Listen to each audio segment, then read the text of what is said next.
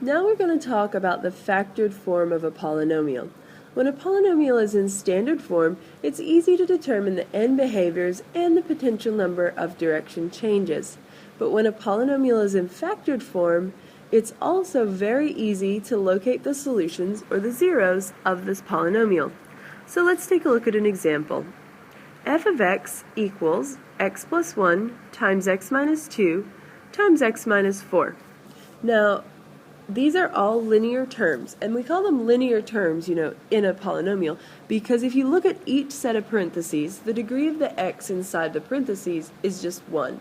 Now, if I multiplied them all the way out, I would end up with a lovely third-degree polynomial. So let's think. Where are the solutions on the number line, or on the coordinate plane? Well, they happen on the x-axis, and on the x-axis, I know that the function value equals 0. So my first step to calculating the solutions is to think, what would this look like if it equaled 0? So let's write it equal to 0 and think about it. What are the potential x values that could make this function equal 0? Well, if x plus 1 equaled 0, I would be really happy because that would take care of the rest of the function and it would equal 0. If x minus 2 equaled 0, I would also be happy because that would take out the middle term and then the other terms would be 0 as well. Or if x minus 4 equaled 0, I would also like that because if that equaled 0, it would take care of the first two terms and my function would equal 0. So now I've set myself up 3 what I call baby equations, and if we can solve for x in these equations, we'll know exactly what x values would make this function equal 0. So if x equaled -1, if x equaled 2, or if x equaled 4, my function would equal 0.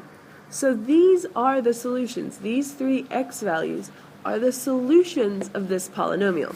That wasn't hard to find, was it? Let's graph. So I just said my solutions are at -1, 2, and 4. Now since we have 3 terms here, total, we have a third-degree polynomial, so my end behaviors are going to have to be opposite and down to the left and up to the right because I don't see a negative leading coefficient out front. Now, sketching this is just a matter of connecting the dots.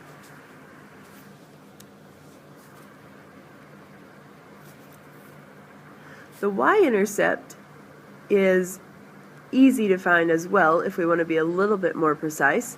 To find the y-intercept, we just let x equal 0 because we know that all along the y-axis, up and down, the x value there is 0. So we end up with 1, -2, and -4, and the y-intercept equals 8.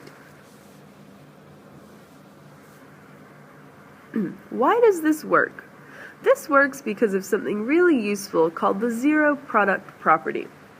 Now, our unofficial class-determined definition for the zero product property is that spiffy feature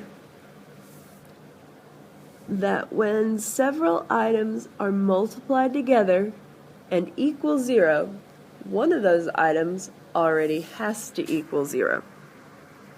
So when you look at in a factored polynomial, you have several items multiplied together.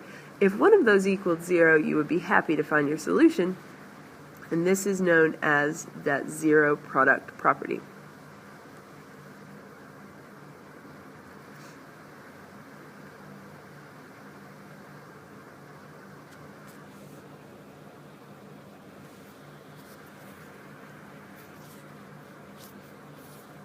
Alright, let's try one more example.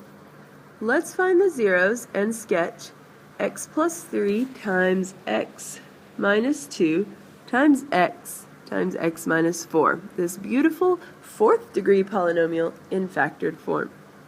So the first thing that we do is set the whole thing equal to 0 because we want to calculate values for x that will make the polynomial equal to 0. Now I'm going to set each of my multiplied terms equal to 0. Hey, look at that third one. That's pretty easy to solve. So I set each factor equal to 0, and then I can solve for x.